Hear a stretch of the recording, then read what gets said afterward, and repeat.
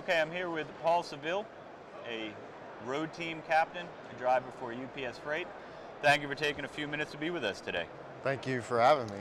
Well, let's start with some of the background. Why don't you tell us how and why you became a truck driver and how long you've been doing this? Okay. It was really kind of by chance. I was actually in warehousing, was a warehouse manager, and really was going in that direction. But the company that I worked for lost a big account, so they just closed that warehouse. So my sales rep at Overnight said, we need help over at Overnight. So I went over there and started there, and just something about it, I knew that I really liked it. And I went out and got my CDLs, and my first week of driving, I knew without a doubt that was what I wanted to do, that I wasn't going to look back.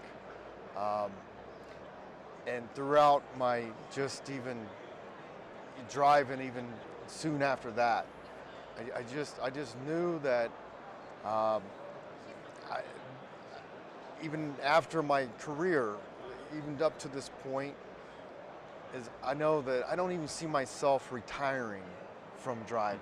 I know that someday I got to retire, but it's going to be with a tear in my eye, and that's how much I love. Part of you. It's part of who you are and what you want to do. It's more than just a job to you. It's part of who you are and part of your life. And you know, and when I look back, I really thought that when the warehouse shut down, I thought, what am I going to do?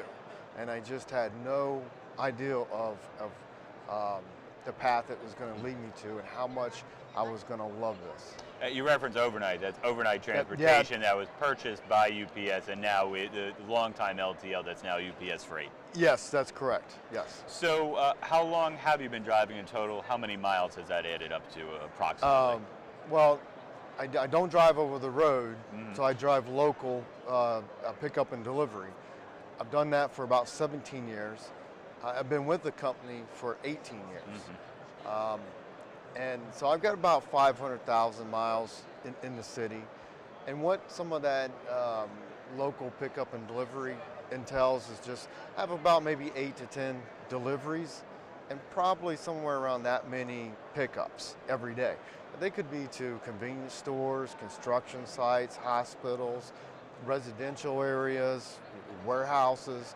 So I really had to be really mentally prepared every day when I go in to work, because I don't know what's going to happen, where I'm going to go. But is that part of the enjoyment, that it is a little bit different, that you have some predictability in your route, but also it's a different experience every day? Is that part of the enjoyment? Yeah, you're exactly right. You mentioned city. What area are you driving? Cincinnati, Ohio. Okay, so you're a road team captain. You're wearing this lovely blazer here. Why don't you tell us a little bit about the program, how you got involved in it, and what your experience was like during the active time you were a captain, and how it's been since, when you're a veteran of the program. Okay, how I really got involved in it was I had some good mentors. And how I got those mentors was I kept asking them every day, what are you doing? And these were competitor drivers.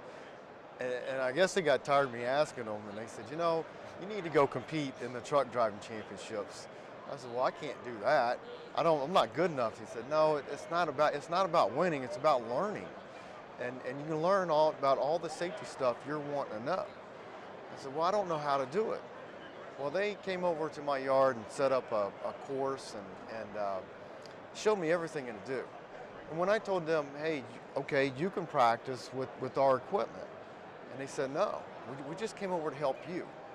And I realized that day the driver that I wanted to be, and that even though we were all competitors, that we had a common goal, was to help each other make it to our most important I hear that quite stop. often with the truck driving champions. As competitive as it can be, that there's also this camaraderie element that's very beneficial to everyone once everyone goes back to sort of their normal lives once the event is over. And then so during that process, so now I knew the driver I wanted to be.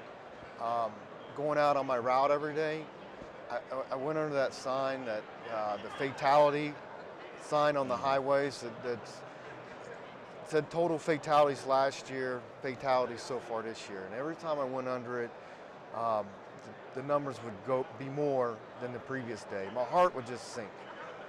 And I knew it was someone's grandmother or grandfather or a mother, father, or even a child. And I didn't want to go under that sign and that be my family member, my wife, or my daughter, or my mom, So I wanted to do something about that number. And I went into work one day and I seen an America's Road Team sign on our wall. It says, "Do you want to be on this team? Fill out an application." And I read what it was about going around and talking about safety. And I thought, this is my opportunity. This is how I can make a difference in trying to get that number to 0. And I met some road team captains at the truck driving championships, and they told me how to fill out the application, what I really needed on it. And I really kind of already had a start on some of that, but I still needed a few years to kind of build on my application. And that's what I did. So for 3 or 4 years, I just tried to make my application look as good as it could, because even then, I looked at that team and I thought, there's no way I can get on that team. These guys are really. But here you are. And so once I got on the team, it's just been one of the greatest experiences of my life, and it's everything that I wanted to do. And I've been able to go around and just talk about the safety of sharing the roads with family. I've been able to talk about the image, the essentiality, the sustainability, and it's just been all the different neat things I've been able to do. I think some of the neatest things I've done is talking to kids, and you get them in the truck and you start kind of showing them some of these safe driving techniques. But their eyes really light up when I get behind the wheel. I have a responsibility to look out for other people's lives, but I also set the example of safety. And they may not have driver's license yet, but they learn a lot from the back seat. So when I ask these kids, you watch your mom and dad drive, and you did that up to this point, and were they texting, or are they paying attention, or they all start telling me all kinds of stuff about whether their mom and dad is a good driver, or they're texting, and you realize that they can tell them. They're picking these things up from the back seat. And I say, they realize that they can say, hey, I'm in the car, set a good example for me, but I'm precious cargo. And so it's just, those are some of the best moments, to be able to just talk to those young minds and just create a good path of just safe driving techniques. Whether it be a young child, maybe their parents, or anywhere in between, when you're out meeting at events, showing them the truck, or just speaking with them about what you do and about trucking, what are some of the most common questions, or maybe some of the most random questions that the general public might ask you that you're able to sort of answer for them and give them a perspective on trucking? What are some of those things that most often you're asked when you're interacting with the general public about trucking? Mostly, so far this year, and I've just got on the team this year. We have 2 different trucks, and one of them is a rolling classroom.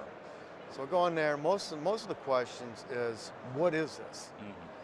And then so I just go in and explain to them the driving simulator, what all the trucking moves America forward, and a lot of them don't know that.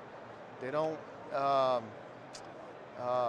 They see the truck, but they don't realize when you explain to them about our clothes or our camera, our cell phones. That's how we get everything, and that no one wants to be behind the truck, but that's how we get everything. So most of them they just ask what we're there for, and that's my opportunity to jump in and just start talking about really, the Trucking Moves America forward. That's what I really start getting into, because it really covers everything, and whether it is the driver shortage or it's the image, the essentiality, the sustainability, and the safety of it. And then the other probably most common one is when they sit in a seat. How do you get this truck around? How do you do this?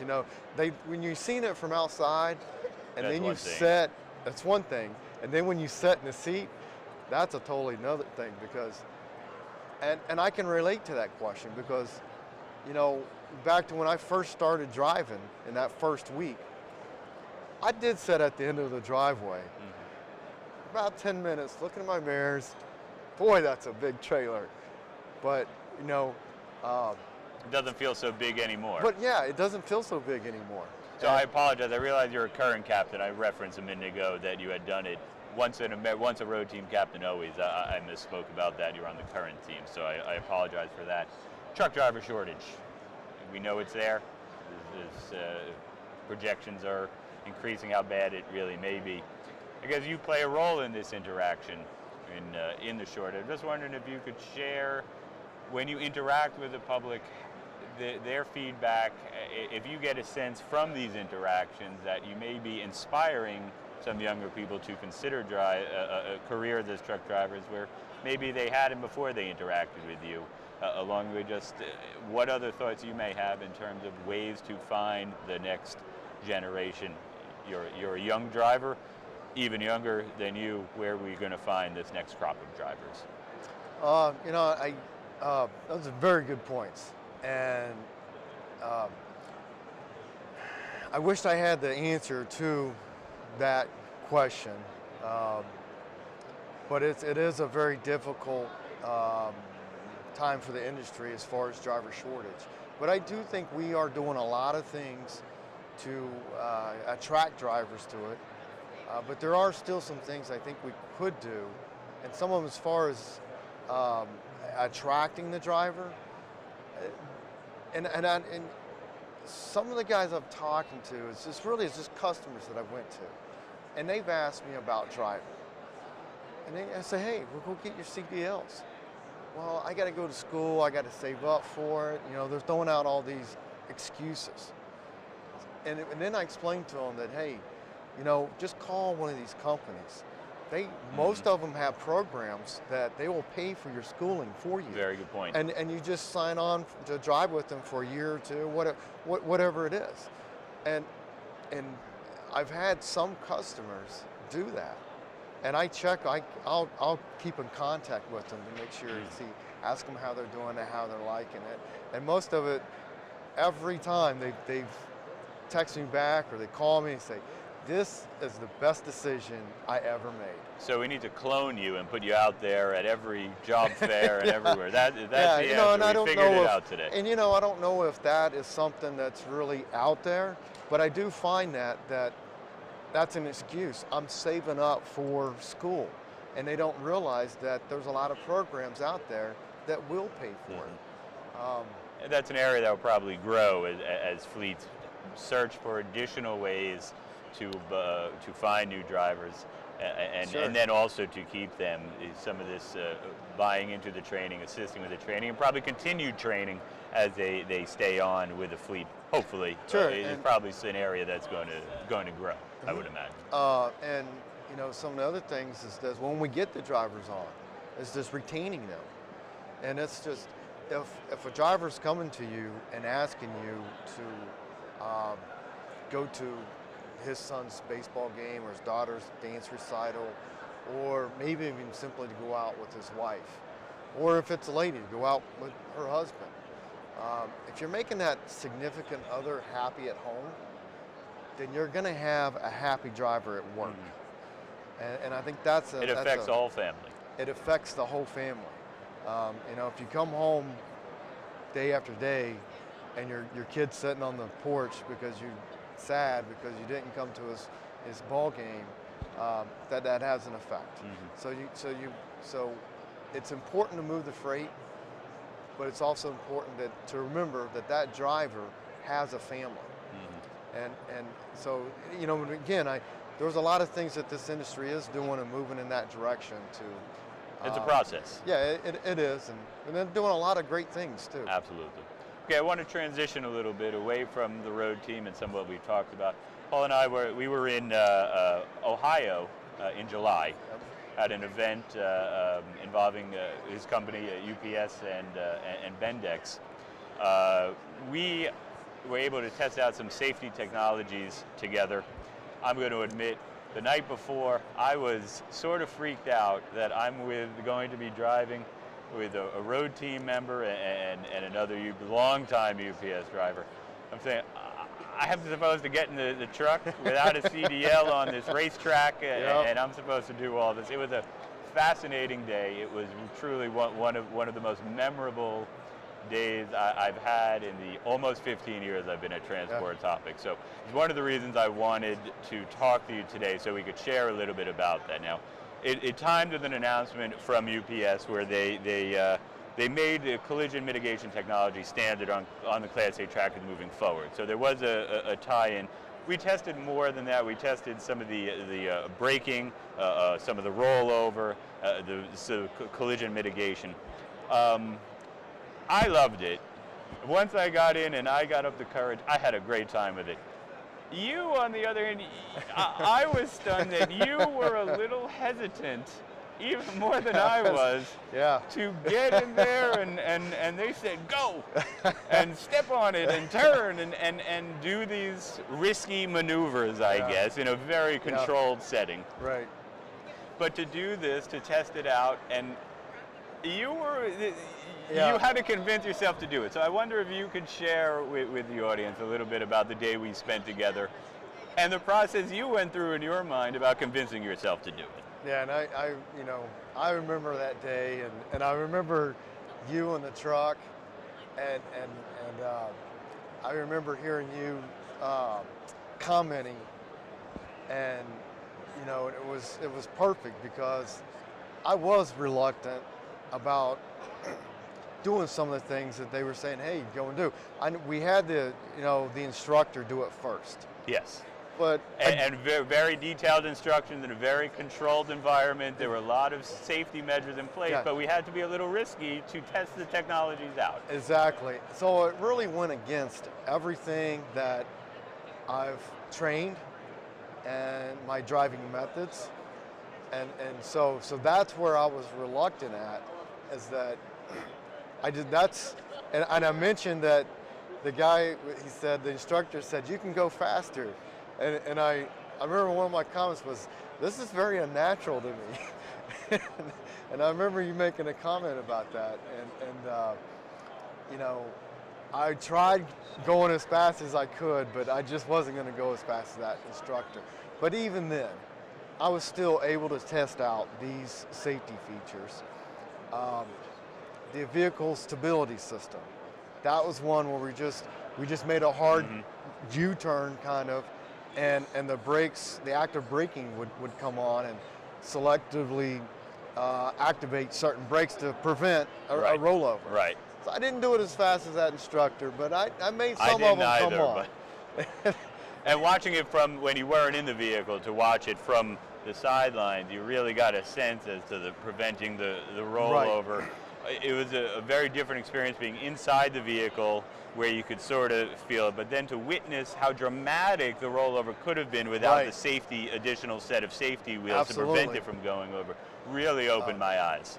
And one of the most amazing parts of it was when they had that dummy car, and it wasn't an actual car, it was just one made up, looked like a dummy car.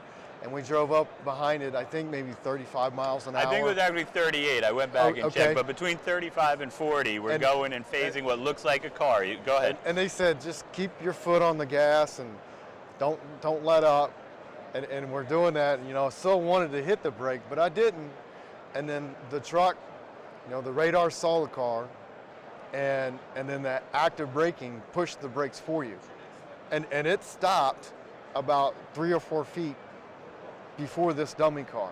You But- definitely cross that threshold in your mind saying, this shouldn't be happening. Yes. It definitely, it crossed my mind. You get past that point where you know something's supposed to be wrong, and then it kicked in. Was that similar for you? And you know, at any point, I know that I could have taken over, but I let it do its thing, its process of stopping before hitting the car, but I really wanted to put my foot on the brake. But in that sense, you know, that whole demonstration really shows how well those safety features work. But even as amazing as those safety features are, and they're going to save lives, and you know, even that fatality sign that we see on the highways, it's going to make an impact on getting those numbers to zero. But even saying that, you know, using our safe driving methods, that's our primary safe driving tool, which is to move your eyes every 2 seconds, to check your mirrors every 5 to 8 seconds, you know, to look down the road for hazards, to be prepared for those. You know, that's what's going to get you home safe, keeping a good safe following distance. You know, those are still my primary safe driving methods.